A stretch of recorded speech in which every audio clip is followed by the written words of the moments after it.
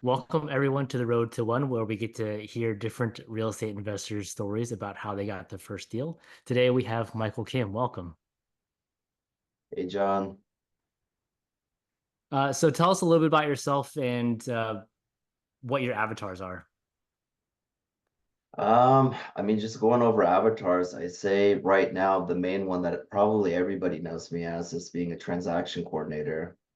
Yeah. I would Yeah. say that's a main one, yeah. Yeah. Cool. So where were you at in life when you decided to get into real estate? That's kind of a long story, but shit, before I started, I didn't even know too much about real estate. I thought you had to be some rich ass person to start. Mhm. Either that or have a really good paying job. But when I actually started everything with Sub2. So before I started Sub2, I actually met a local wholesaler that was kind of like teaching me.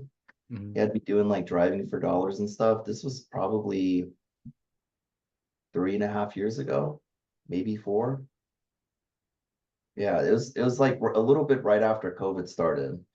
But I worked with him for a little bit, but before that, I worked with him for a little bit, but it wasn't a lot of help at all. Um, yeah, but before I actually found real estate, I didn't have a W-2. I've always kind of been like on my entrepreneur stuff. Last time I actually probably held a W-2 when I was like 25. So I'm 36, turning 37 next month. So I haven't had a job in over a decade. I've always kind of moved around differently. Um, how I kind of fell into real estate though was this is kind of where the long part comes in, right? And we talked a Mhm. little bit about it before, but I was actually fighting a federal case for distribution and possession. So what is it? I ended up catching my case, I think, is it 2020? I think it was 2020. Mhm. So before I found real estate, it caught my case. I was trying to figure things out. Of course, trying to stay free. So I was put on a pretrial release. So in the feds, this is a federal case. So in the feds, they don't do bail. They only do pretrial release. You don't have to put up any money or anything like that. But the only way you can actually get a pretrial release is if you're a nonviolent offender. So luckily, with how circumstances kind of worked out, I didn't have anything to threaten anybody's life with. So that it really worked out in my favor.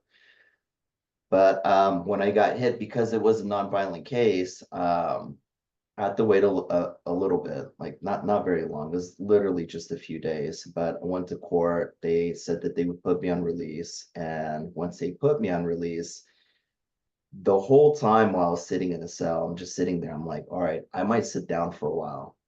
And I had that phone call with my lady too, like, hey, I need you to put on your big adult boy pants on, and I need Mhm. you to try and make sure everything's gonna be okay because I don't know when I'm gonna get out. But at like my days sitting in the cell, my thing that I kept thinking about is how can I make money when I get out? Because it might be a few years before I get out, and I don't want to get out and be a bum. Maybe I could figure something out in here and apply it to outside. I originally thought stock market. Mhm. So like I'm sitting here, I'm like, yeah, man, that's what the people on Wall Street do. Like they do stocks. Like, let me jump onto the stock market, man. So when I got out, dude, I was reading a bunch of shit about discipline. One of the first books I read was like Rich Dad, Poor Dad. I Mhm. found David Goggins. I'm like, all right, callous your mind. Yeah. And yeah, no, I started trading and I joined a mentorship for trading and all that stuff. And it was all good like knowledge and stuff, but it really came down to how well do you control your emotions or how well can you recognize your emotions. I Mhm. was terrible. I was like on gambler mode. Like once I would take a loss, it was just game over. I'm sitting here like trying to short every stock possible, like trying to make my money back because I'm losing money that I shouldn't be losing, you Mhm. know? Yeah. So I'm a glutton for pain. So that went on for like a year and a half. So but That's I did fairly well. It's like break even. I would make some money, I'd lose some money, then I'd lose more money, I'd cry a little bit, and then I'd make it back. And like it was always up and down. But it kind of hit me to a point where like I just kind of understood that this wasn't gonna help. Mhm. So what is it? Then I started watching YouTube. Like, of course, I'm already watching a lot of these like motivational discipline videos. Then I came across a few people that started talking about wholesaling, cold calling. They did live cold calling on YouTube and all that stuff. So I would sit there and listen to it every day. I'm like, wow, this sounds amazing, man. You find a house and you get it under contract, make an assignable, and then you can make 50 grand. Sounds fucking great. Yeah. So what I ended up doing was I never did social media. I was very private. I didn't post about like a glamorous life or traveling or anything. I was very low key because I was always scared to like be put on a radar. Mhm. So like I didn't even have a bank account. So like I'm sitting here watching all this stuff and I'm just like, all right, so I made a Facebook. I started joining all like I'm in Oregon, so I started joining all these Oregon real estate groups, like, hey, I'm new, like ready to work and all this other stuff. And I ended up meeting somebody. And he took me on a drive along. We were going door knocking, driving for dollars, marking houses and stuff like that. I was cold calling. Hated it. It was like the work because I didn't know what I was saying. Like I'm like, Yeah. hey, you want to sell your house? Like, how'd you get my number? It's public record. Like, do you want to sell your house? Like, sell it to me. They're like, all right, give me $1 million. I'm like, okay, let me check. I didn't know. Yeah. I didn't know how to underwrite. I didn't know anything. And then what is it? It went like that for a while. And the guy who was actually teaching me, it started getting harder and harder to get in contact with him. And I felt like it was one of those things of like I wasn't producing. Mhm. Like, no lie though, like I was driving every day for like 3 hours. So I had a huge list for driving for dollars, but again, like I wasn't getting any luck. So that's kind of where I started getting pretty discouraged. Like it was hard. I'm like, dude, maybe this isn't like maybe everyone's lying to me. Maybe this isn't true, you know? Mhm. And one of the things that kind of stuck out to me a lot was the people I would end up calling and figuring out what they would want. Like I ended up eventually finding Pace and I was watching Pace's YouTubes. Um, what was it? It was actually someone else in sub two who reached out to me. Carolina Allen. Okay. Yeah. She spent like 2 hours on the phone with me, talk like, what are you trying to do? What do you need help with? All this, and just kind of laying everything out. And then when I started talking about like finding houses that where they would want too much money and all that stuff, like she brought up Pace, and she was like, go watch some of his YouTube videos. So that's when I started watching. I was like, oh my God, like all these properties that everyone was like, no, or they wanted too much money. Like that's when like my wheels started turning, right? Mhm. And I caught one of Pace's 24-hour lives, and dude, he was just super himself. Like he's just, like people would hang up, he'd call right back and be like, hey, I think you hung like the line got disconnected, but yeah, want to sell me your house? Stop calling me, click. I'm like, all right, let me call him back. But it was one of those phone calls that I saw that he just didn't take no for an answer. He just kept calling the dude. And the dude finally was like, this is what I owe. This is what I need to pay. I could get this done by myself. And he was just like, then why don't you? Like, why are you late on your payments? I think he was like on a foreclosure list or something like that. But Mhm. I didn't catch, I don't know what happened on the follow-up part, but like how Pace was really like it reeled me in. His Mhm. personality, his charisma, it pulled me in. And that's when I reached out to like I was super hesitant, man. But like I sent an email to sub two support to like sign up and talk to somebody. Mhm. And it was like, yeah, it costs this much. I'm like, shit, like I've already lost a bunch of money in the stock market. Like, I don't know if like I could put it down, but it was kind of heavy for me. Mhm. Everyone says like, you gotta you got to invest money to make money, right? So Yeah. I didn't tell my lady or anything. I just signed up. I was just like, all right. I was able to work out a payment plan, but after I signed up is when I told my lady. I was like, hey, don't be mad, but this is what I did. But Right. like my lady's super supportive though. She's like, do you really feel like you'll get something out of this? And I was like, yeah. She was like, shit, it's your money. Do it, do whatever you feel like will help you. So I mean, that's my long story of finding sub two in real estate. Like I feel like I kind of found it all at the same time, or at least in a short period of time. Yeah. How did you link up with Carolina? She reached out to you? Yeah, no, she hit me up. She saw one because she's local here too, right? So Yeah. I think she was just going through the local REI group, and she saw me, reached out, jumped on a Zoom, and yeah, no, no, it was a phone call, but we talked Mhm. for like 2 hours, and she was just kind of again letting me know about sub two pace and everything like Mhm. that.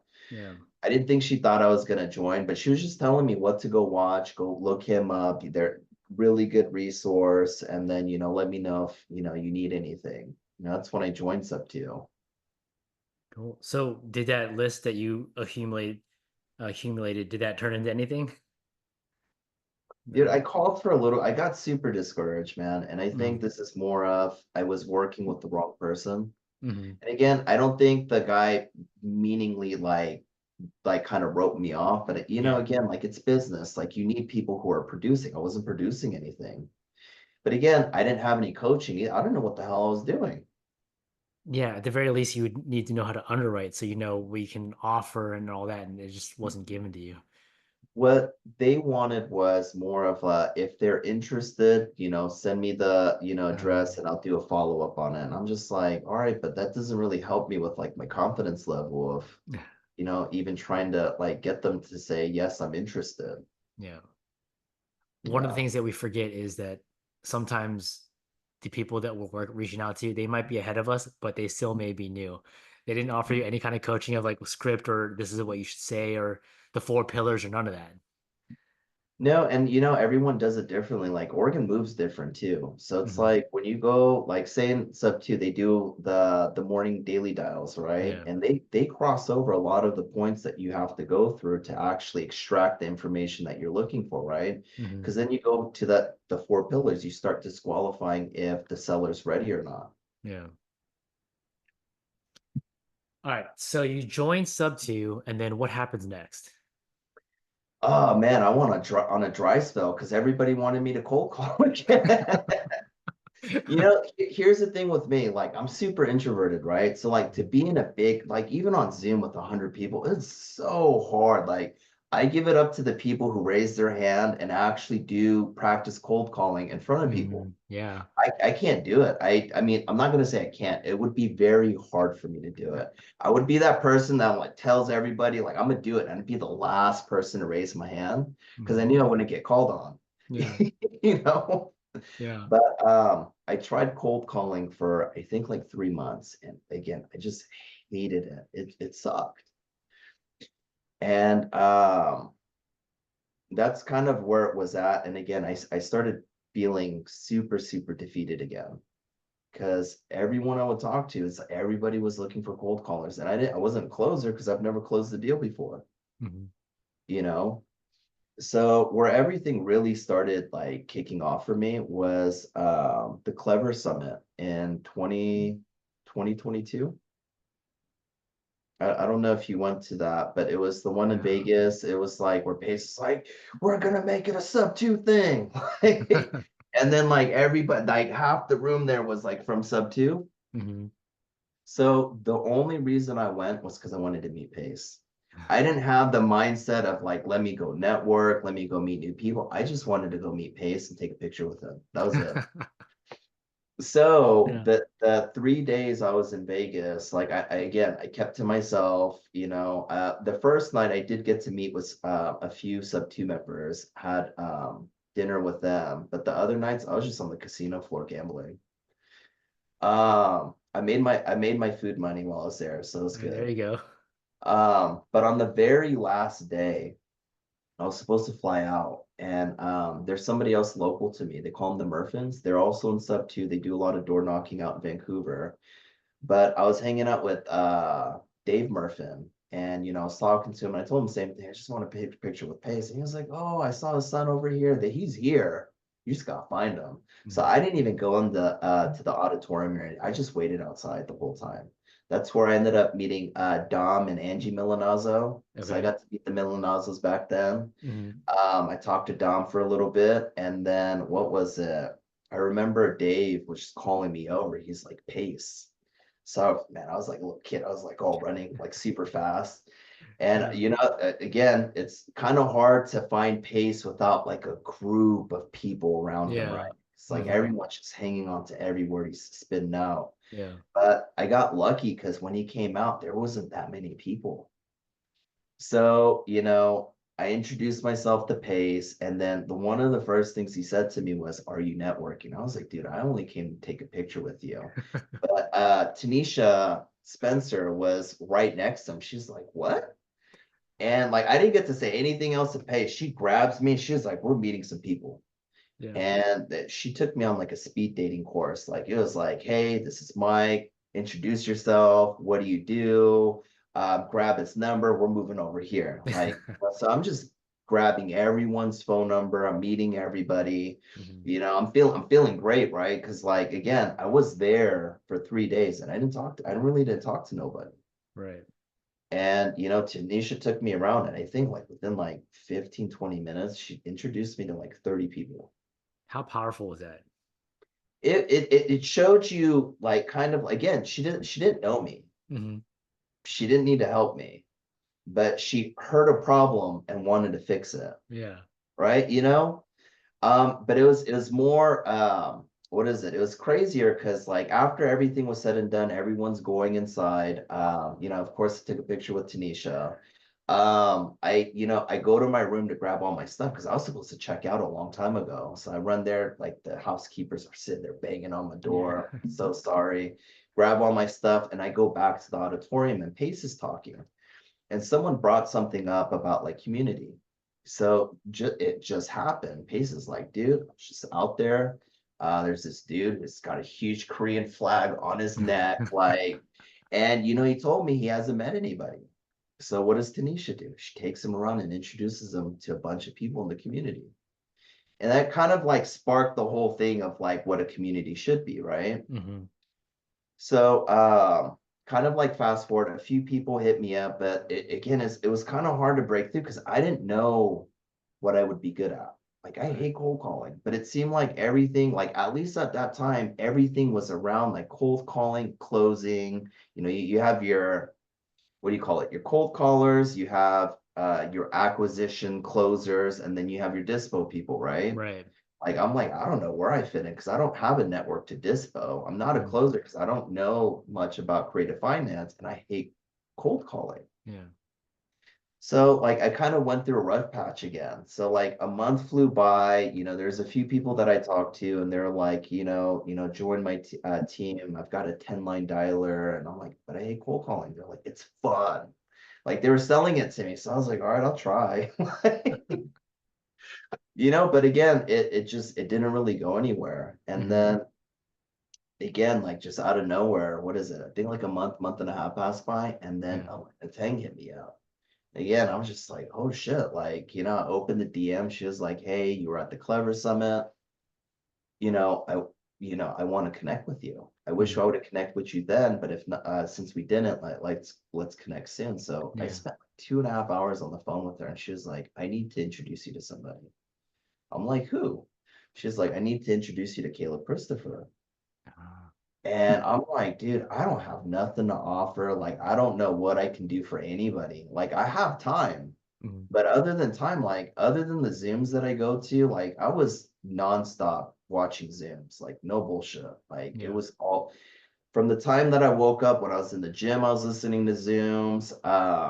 If I'm like running around doing whatever, when I'm trading the market, I'm in the Zooms. Like everything that I was doing was just I was trying to suck in as much knowledge as possible. But again, I didn't feel like I could do anything. Mhm. But Elena wouldn't take no for an answer. She's like, "No, not no." no, what's your email? All right, yeah, no, you're gonna be in an email thread. I'm like, wait, but she was like, no, you're gonna talk to him.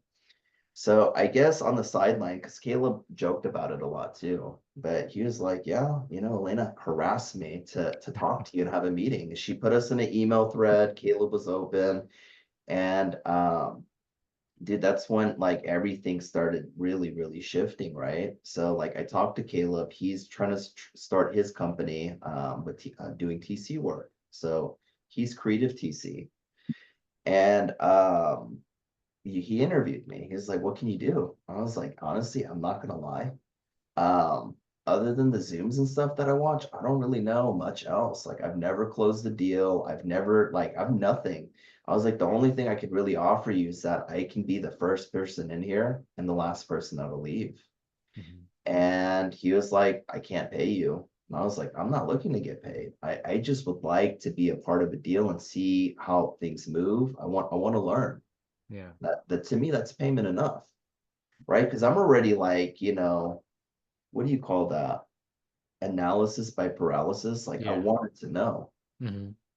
So that's really where everything started like really coming together. Like being able to have be in a room with Caleb. Like he showed me everything, like how a contract should look, what should be written out, like thinking outside of the box, trying to cross every T, dot every I. Granted, like, people make mistakes, right? Hmm.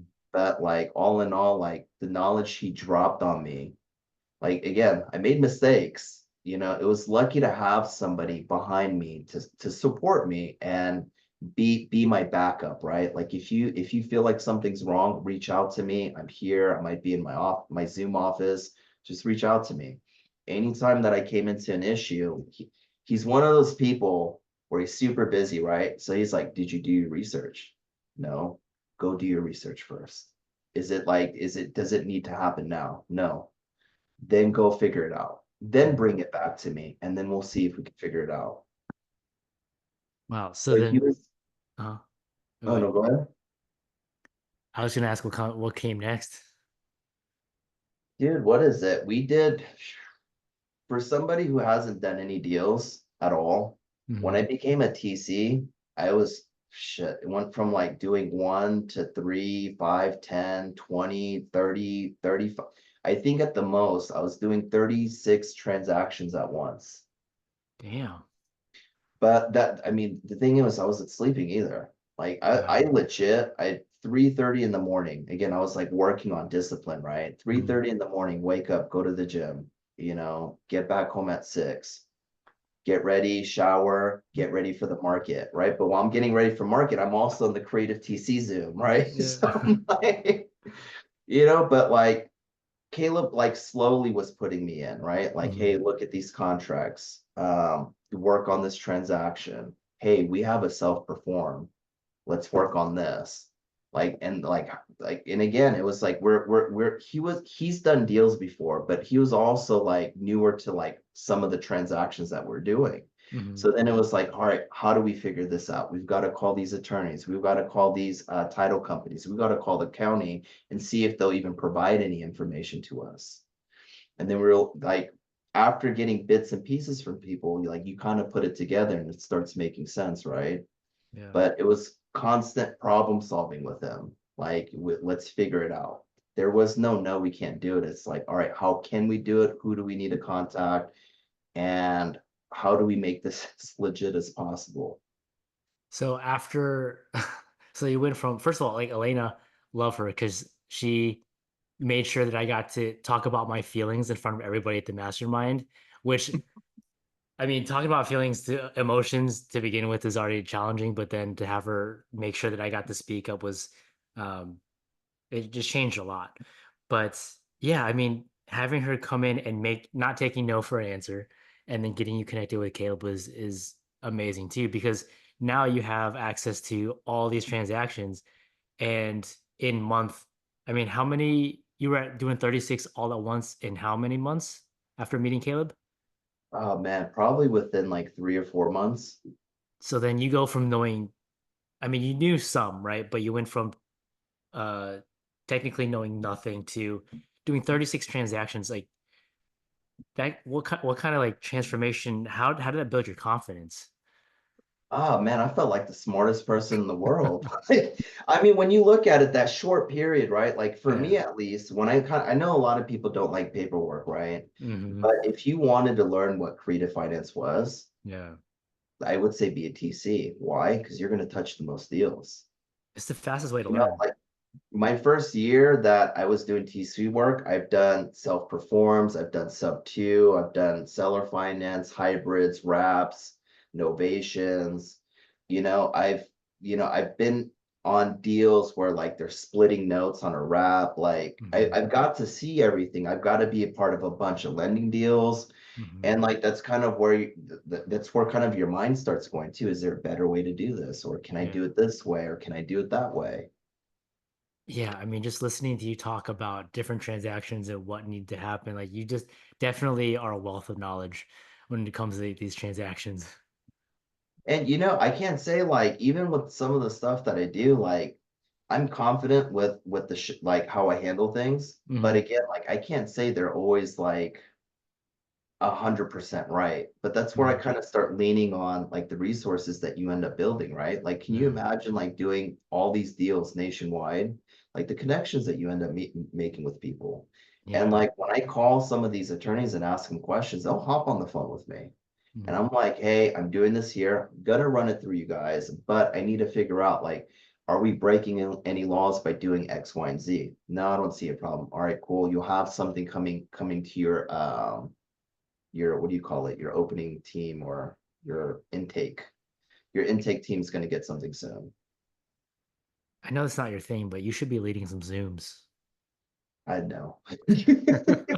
No, because again, like the thing is for me, like I mean, we talked a little bit before this. I have Mhm. a hard time talking in front of like 40, 50. Like I know people are gonna watch this, but again, I Yeah. don't have to think about it right now. No one's asking questions. I'm not on the spot. Like it's easier for me. Right. Yeah. Man. So I know you had a lot of times when you were feeling down. Like, what was it? What kind of mindset issues did you have to get over, and how did you do it? Oh man.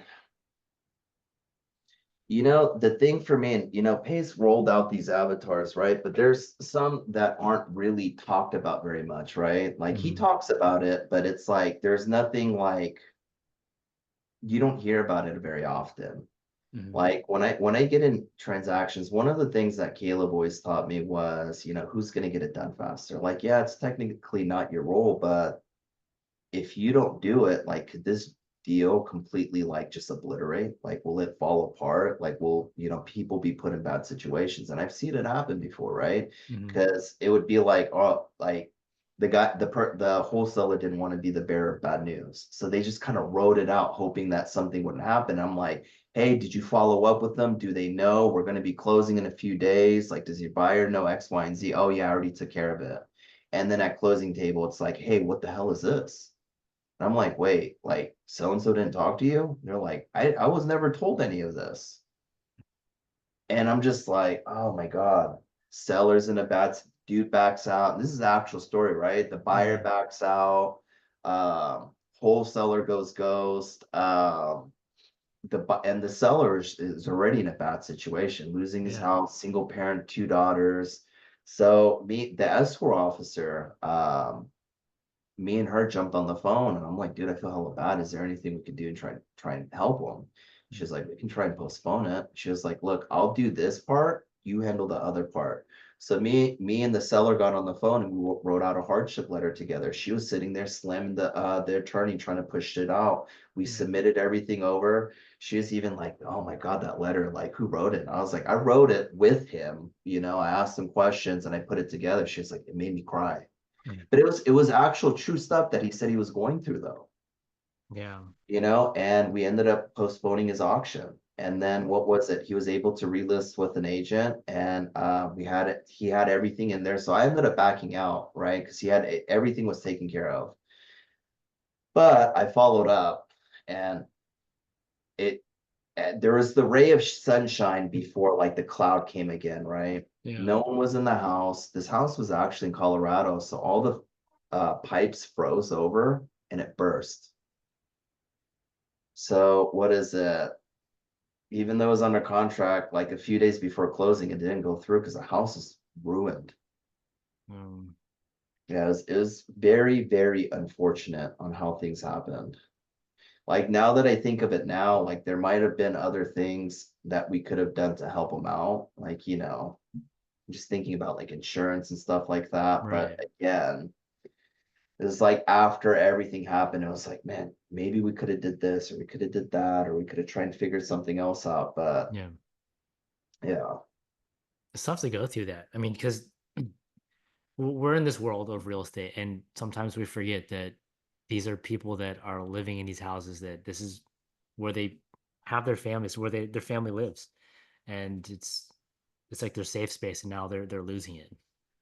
I think those are some of the people that are the best closers that can kind of come down, like kind of see the whole, like the big picture, right? Like you're Mm, here to help, the money should come second. yeah. And I know there's people out there that's it's always going to be money first. And I understand you got bills to pay. But again, Right. there's somebody else that's needing help and you're needing that, you're providing them assistance for help. But again, when you have the wrong mindset going into this, then things could go completely wrong. Yeah. Absolutely. Um, so now looking back, looking at knowing what you know now, what's some advice that you'd give yourself to yourself when you're first getting started? I would say work with people, right? But Mm, and this is going to be, I would say, hard for a lot of introverts, right? But you got to talk to people. yeah. Again, dude, when I go to like meetups and stuff, I'm not always the biggest like person to talk to. Like, I'll respond to you and I'll have a conversation. Like, Yeah. if you see me, approach me. Like, you know, like I'm always down to talk about real estate or just life in general, but you need to talk to people. Real estate's all about networking. And that's Mhm. again one of the hardest thing as an introvert is it's hard to kind of break out of your shell and be like, hey, my name's Mike, and then when people ask you, what do you do? "Oh, I don't know. I still do that now. People are like, what do you do? I'm like, I do shit. Is that That's your literally business? my response to people. It's like I do shit. Yeah. Yeah. But you do so much more than than shit. I mean, the the the people that have worked with you, just even in the hot seat room when I first met you, just the rave reviews that we had about that they had about you and what you did and how you helped them. I mean, definitely someone to work with. Again, I will say I'm not the best and I don't know everything either. But again, when I was taught to work, at least doing TC files for people, it's like, how are you going to get it done? Like I like having to understand, like, yeah, you might not be making 40K like the wholesaler or whatever on the Mhm. deal, but again, it also kind of comes with like, what would you call that? I want to say passport for some reason, but like it goes with you, right? Like if you Mhm. if you mess up on a deal, people are gonna know. Yeah. You know what I mean? So Your like when you reputation. do Yeah. when yeah, when your reputation, yeah. Yeah. So like you have to handle these files like they're your own. Again, you're Mhm. not making like the five figures or whatnot. I can kind of get to that part too, but no, like once you start jumping into more stuff, you start learning more too. Like how many people are scared to call the bank on a sub two deal? A bunch of people. Yeah. Dude, I'm calling in left to right. Like I'm getting like I've gotten to points where I have like repeated clients where they're like, hey, can we do this in your name? Like, can you call the bank and figure this out? And I'm just like, yeah, no problem. Because I'll have a quick conversation. I already know what's going on. And Right. a lot of times they're like, should we just have the seller call? I'm like, hell no. And they're like, why? And I was like, because the sellers might say, hey, I'm selling the property. I'm doing this. Like, I'm going to leave the loan in, but they're going to own the house. Like, Yeah. that's how your deal might fall apart. Like, you have to take control of everything, right? Mhm. And that's one of the things is like, again, sometimes I don't even trust the investor sometimes. I'm like, let me just make a quick call and see where we're at with everything. Yeah. But Yeah. again, it also you're soaking it when you're doing stuff that other people don't want to do. It's a service you can end up charging for later down the line once you get comfortable. Yeah. I mean, that's all it is. You're getting paid to do something that someone else doesn't want to do. 100%. Yeah. Well, dude, I appreciate you coming on. How can people reach out to you and how can people work with you? Um, what is it? So my website, people Mhm, can schedule for 15-minute consult. That's at www.reitcllc.com. mhm. They can find me in Facebook under Michael Kim. You can find me on Instagram under Michael_creative REI. Um, but yeah, I would say scheduling a consult's the best way to, get in contact. Okay, cool. Yeah, we will put those in the description as well. Again, thank you so much for coming on. No, for sure, man. I appreciate it. Thanks, John.